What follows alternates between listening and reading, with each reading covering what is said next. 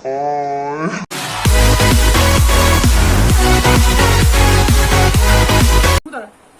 I'm going to hi guys. 1, 2, 3. Hi guys.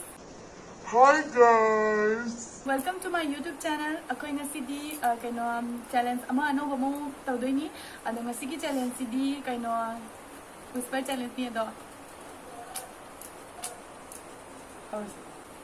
Pues guys say thado ni ado kaino makhon do kai gumba ta de so ko screen da siga irake hadi ako nangangi ba wase kaino ana. Di mo kahang mada. Hang ba. Alang ba say tu alang ba. Disco dai. Uy mo.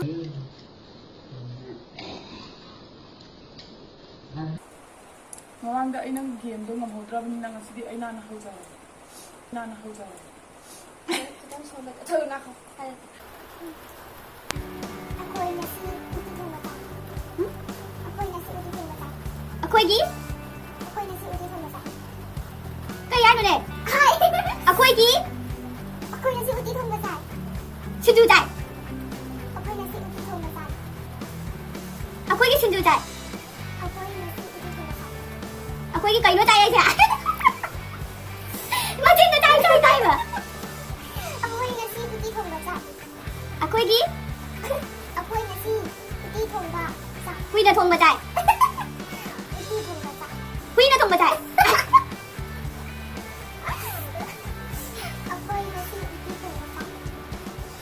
Ako ay gi dito ba? Ako ay gi? Makano? Makano ne? Ako ay nasi uti thong ba tayo? Ako ay wait ba? Nandun sa kayo ako ay kaya ano? Naku ay nasi uti thong ba? Naku ay ako nasi uti thong ba? Ay nagkaliyan tayo nang yung machin na kadala hayo lang tagka kong Tara ba? Naku tara lo. Anak ka. Chinese chocolate China. Chinese chocolate China. Ano ba siya? Ano si Jang Fu? Tada.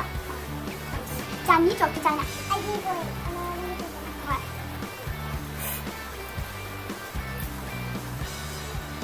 Hello. Naku. Maku na to smile painda bigo. Ha? Kancani ba? Kancani ba? Ha? Hello ne? Kancani ba uy? Nang machin na jenge pa sana hello. Machin na dami pa sana hai ba. Machin na jenge ni. Hello. Ngai jarak pa kuy da. Tunggu ba? Sini. Kato ni pa sana. Saba. Kan macam.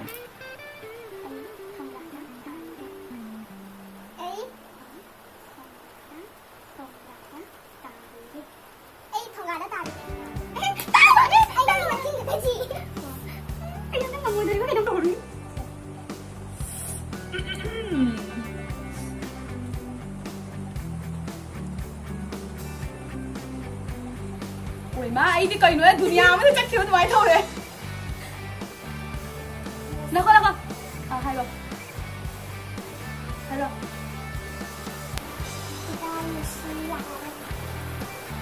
Ấy là hai đứa xe nhà này.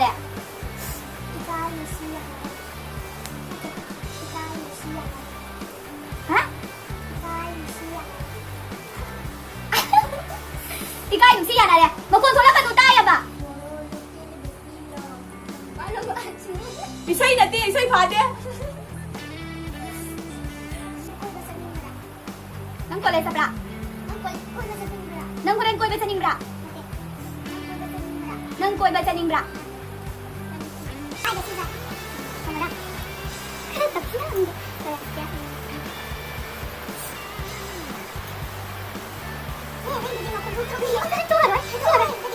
Ay, sige, hindi ako kang nalagi. Ano naman natulog ng tayo. Ano daw talaga? Doon niya ba? Inaahit eh. Ba't ako nalagi na walang tayo? Kaya.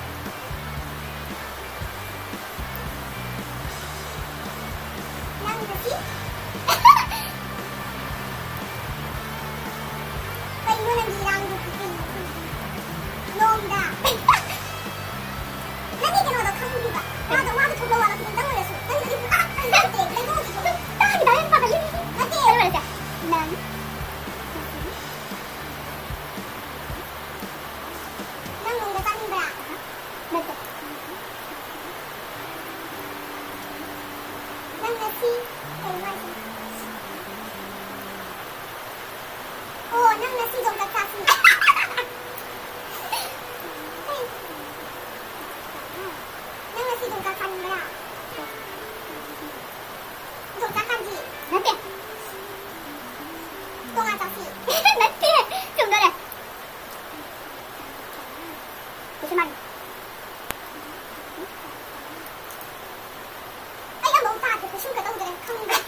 ꯑꯗꯨꯅꯦ ꯇꯥꯗꯕꯤꯗ ꯌꯦꯡ gas ꯇꯧꯗꯣꯏꯁꯦ ꯅꯪ ꯉꯁꯤ ꯇꯣꯉꯥ ꯆꯥꯁꯤ ꯆꯥꯁꯤꯔꯥ ꯆꯥꯅꯤꯡꯕꯔꯥ ꯆꯥꯅꯤꯡꯉꯤꯕꯔꯣ ꯂꯥꯛꯑꯦ ꯂꯧꯊꯣꯛ ꯌꯥꯗꯦ ꯑꯩ ꯅꯪꯒꯤ ꯃꯇꯥꯡꯗ ꯃꯌꯥꯝ ꯍꯥꯏꯕꯤꯌꯨ ꯍꯣꯏ ꯐꯔꯦ ꯐꯔꯦ ꯑꯃꯨꯛ ꯍꯜꯂꯛ ꯐꯔꯦ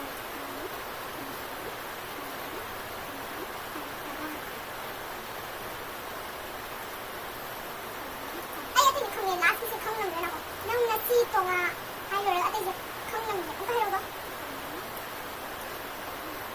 ꯇꯣꯉꯥ ꯈꯟꯗꯤ ꯆꯥꯔꯛꯄ꯭ꯔꯥ ꯆꯨꯝꯗꯧ ꯃꯥꯜꯂꯦ ꯇꯥꯎꯔꯦ ꯅꯪ ꯇꯧꯔꯤꯕꯁꯦ ꯇꯥꯎꯔꯦ ꯅꯪ ꯇꯧꯔꯤ ꯅꯠꯇ꯭ꯔ ꯐꯨꯜꯗꯣ ꯍꯥꯏꯕ ꯅꯪ ꯉꯁꯤ ꯇꯣꯉꯥ ꯀꯥꯟꯗꯤ ꯆꯥꯔꯛꯄ꯭ꯔꯥ ꯍꯥꯏꯕ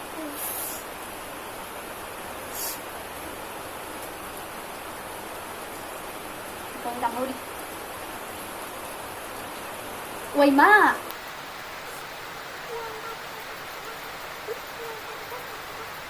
ꯊꯣꯡꯗ ꯆꯠꯂꯨꯁꯤ ꯁꯣꯔꯣꯛꯇ ꯊꯣꯡꯗ ꯆꯠꯂꯨꯁꯤꯔꯥ ꯊꯣꯡꯗ ꯆꯠꯂꯨꯁꯤꯔꯥ ꯀꯣꯏꯕ ꯊꯣꯡꯗ ꯆꯠꯁꯤꯔꯥ ꯀꯣꯏꯕ ꯀꯩꯅꯣ ꯊꯣꯡꯗ ꯆꯠꯂꯨꯁꯤꯔꯥ ꯍꯥꯏꯔꯤꯕ꯭ꯔꯥ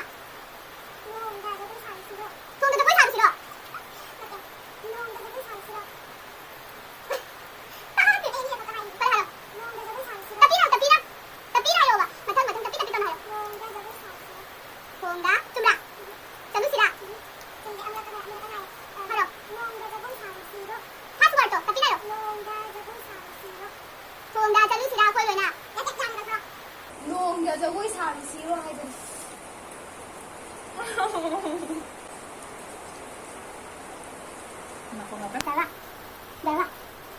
ꯅꯪ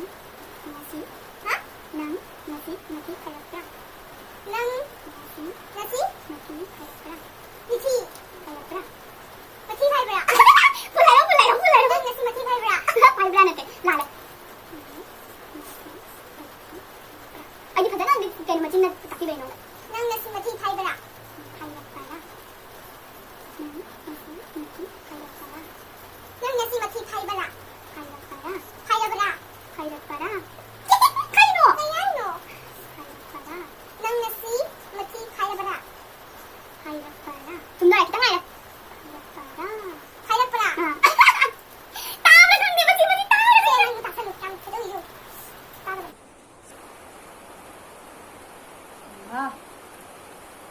ꯇꯧꯔꯦꯗꯅ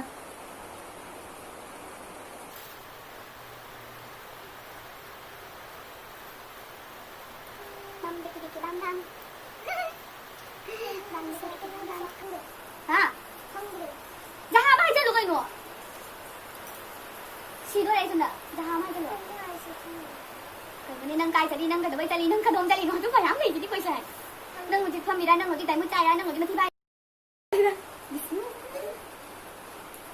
nó lắm à không được cái hai người ní hai cái không được đi một con sao nó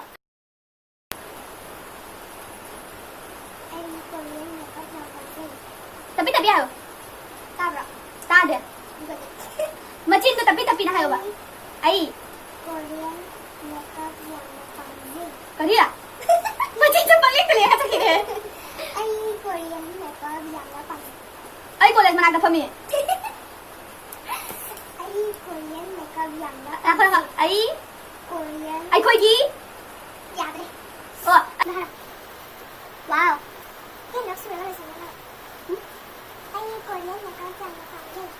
Ay? Aku gimana kata Fami? Kamu ngecai? Aku maning dah? Aku lagi maning dah Fami? Ngom gani halo? Ay aku lagi mana dah Fami? Maning dah no? Maning makan Fami ya? Apa dengan marah? Ôi, mà lên nha. Ay, đâu mà Korean là tao đâu, phải Korean nha, anh được cái gì vậy? Ay, aku lagi maning dah. Jangan macam tu Korean kau maning.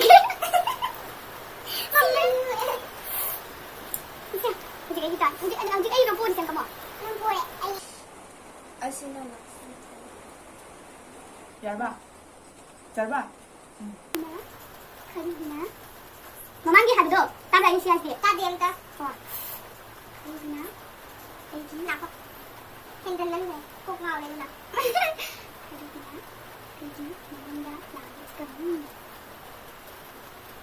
ꯖꯨꯕꯤ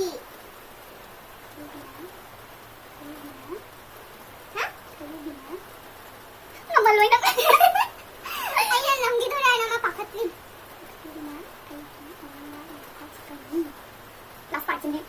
Gaya. Ay, hindi na. Kaya, ang kamachin magkahero. Ha? Halo, ay, nang nachin ko dito pagi.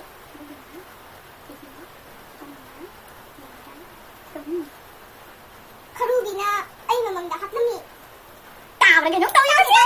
Tade. Karubi na, ay, mamang dahat si kami.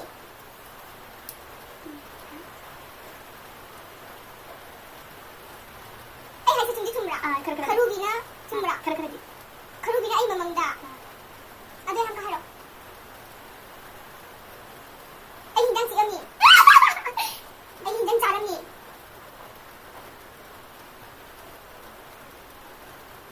Yadri, nako. Ngamage. Yadri, ay athadi nang galaban nito. Ujik nang na guess tawrasu adum ay ngamaroida. Ay dum ngamaroy. Yadri, dilo sila. Guess sila. Karubi na kaya. Karubi na, ay, mamang da laa si kami. Ay, namang kahit ng crocodile na, ay, mamang da laa siya ng crocodile na ng kangre ba? Naging karubi na, ano ka nung payoy tanta. Hojik, ay na, game se, ngamdrabani na, ay na, hojik say, matiyam sa kani, ado. Sige ko lagi.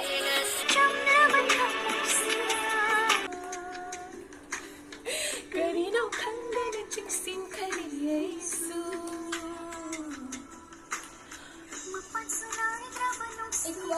Ay wo padre. Yadri, lo sila ko siya. Karino kanda na chiksim kani Yesu.